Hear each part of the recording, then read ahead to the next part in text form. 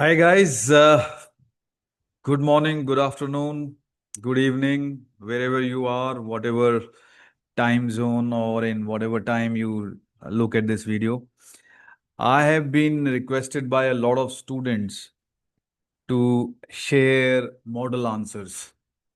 So I'm going to start a series where I will talk about one answer that I have written and I'll talk about why this answer works. What can you learn from this answer? Obviously, the primary reason I never gave model answers or solved answers to students is to stop you from just copying what I have written. So I know a lot of students would just uh, mug up the sample answers or the model answers. And it is not possible because UPSC never asks the same question twice. Of course, the concepts are same.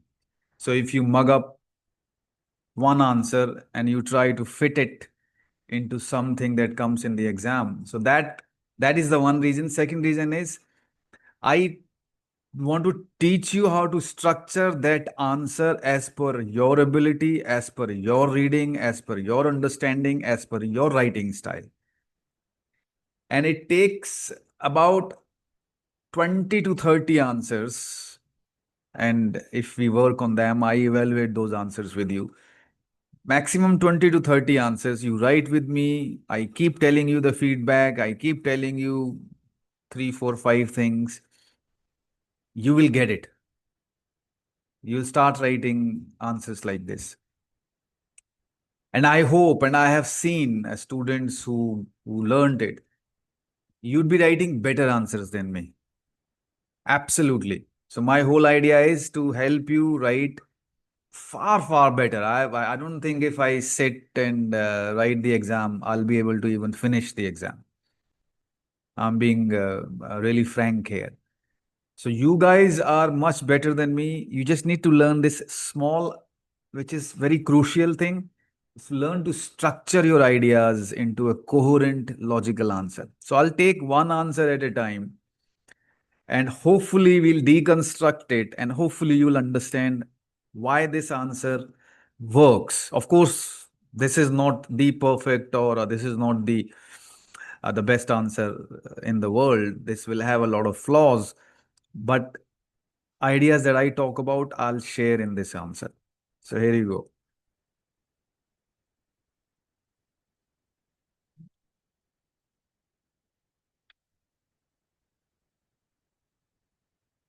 Okay.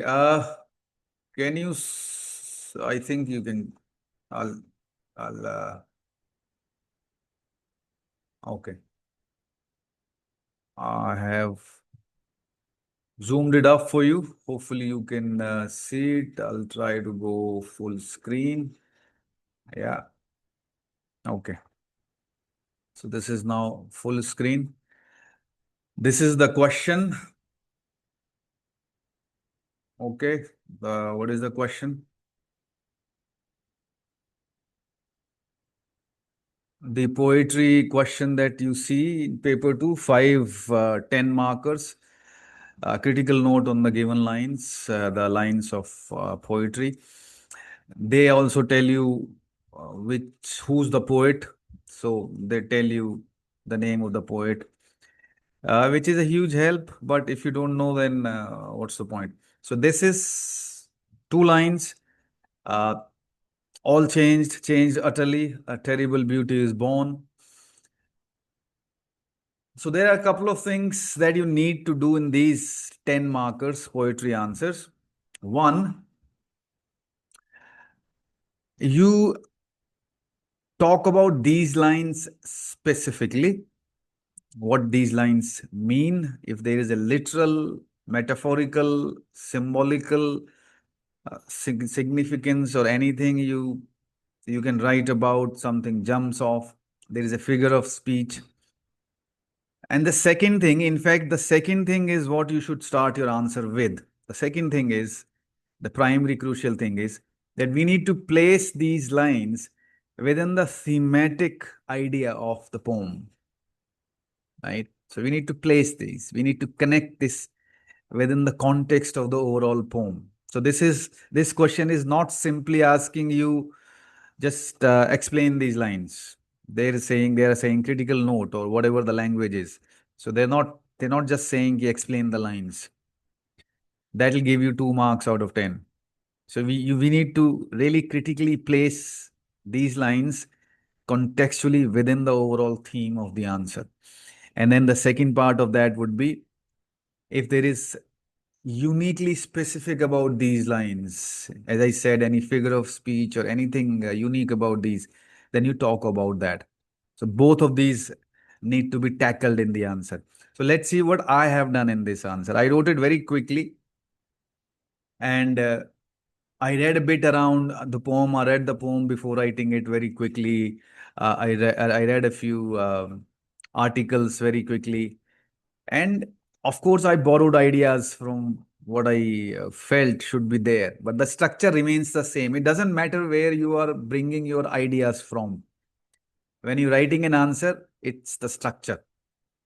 So I start with the, what do you say, the first line is the most important line. So don't just end up writing this is from Easter 1916 by WB Yeats.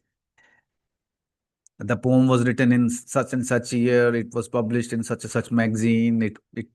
It was published with a lot of fanfare and all that. Don't just say all that. Given lines from Easter 1916 by WB Yeats. So I'll just read the entire thing first. I'll use a vanishing pen. The given lines from Easter 1916 by Yeats present the famous refrain that Yeats used throughout the poem. So the keyword is this. So I'm adding something to the first statement that I'm making. The famous refrain that Yeats used throughout the poem, and this is a refrain. Refrain is if you've heard music, specifically English music, they use the couplet that keep coming back. Uh, I think in Hindi music we call it a mukhla. Mukhla keeps coming back, or a lot of poems use the lines that keep repeating recurringly. Sometimes exactly the same way, sometimes slightly changed. So it's a famous refrain. So the first statement adds something about the poem without doing too much. It's a couplet, especially the phrase terrible beauty emphasizes upon the gist of his emotional expression on the Easter Rising event that claimed the lives of Irish revolutionaries. So, what have I done here is one, I have placed the lines within the thematic study of the poem, the Easter Rising event. It's his emotional expression. So, the entire poem is actually his emotional reaction response towards this Easter Rising event and the martyrdom of these people. That's broadly the thematic expression. And I place these lines and specifically the most important phrase, the terrible beauty. So what it does is it emphasizes upon the gist.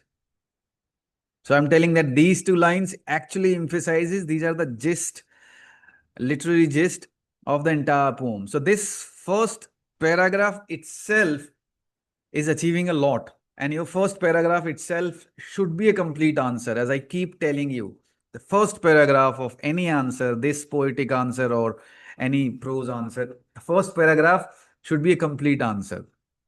And then you expound upon that. You add logic, you give more ideas to substantiate what you said in the first paragraph. Let's see how's that happening in this part. To place the given lines. See, it's a good idea if you can use these wordings to place the given lines within the context of the poem's critical theme. So I'm telling exactly what I'm doing, which is not a bad idea. So this shows the examiner that you know what you're doing and this is exactly what you're doing. A specific usage of the word motley. Now, motley word is not used in these lines. Now, because I'm expounding upon what I said, into the overall thematic study of this poem. So this word motley as a metonymy in the first stanza can be a key. So this figure of speech, when it says, being certain that they and I but lived where motley is worn, brings about the polarity and multifaceted structure of Irish society at the time. The Easter Rising united them. This event united these people who were different. Poet or the speaker in this poem, he starts off by telling you that he never even looked at these people twice. He would never look at them or think about them twice until this event made him to seriously ponder at that attitude that they were seemingly very ordinary people who ended up doing something so great for the country. So this event united them, but at a terrible cost. Hence, everything was changed, but utterly. Now, coming back to the poem, coming back to the lines, right? This utterly changed, utterly. So, this first paragraph places these lines within the thematic study of the poem. I have tried to give enough about what the poem's trying to do. The poem reflects the polarity and multifaceted structure of Irish society at the time and how that division, that polarity, that fractional society was united by this event, but this came at a cost. Terrible beauty was born, but at a cost. So the oxymoron, now I'm coming back to the lines. As I said, you can pick up any figure of speech, you can pick up anything that is significant in these lines. So this is a oxymoron. So two words that seemingly mean contrasting ideas, terrible and beauty. Two seemingly opposing ideas, terrible because it came at a cost of the death of the rebels, beauty as it gave hope to the dreams of independence. So you see what I have done? This has to be the structure. The first paragraph needs to be, it is always a proposition of your argument. That's why I say it is an entire answer in itself. Then you place the lines contextually within the poem's critical theme. And it is difficult to do in 50, 60, 70 words, but you need to really think hard. I've done it here. Then I come back to the lines. If there is anything specific in these lines given, any figure of speech or anything, maybe a rhyming structure, maybe a specific word that jumps off, you tackle that.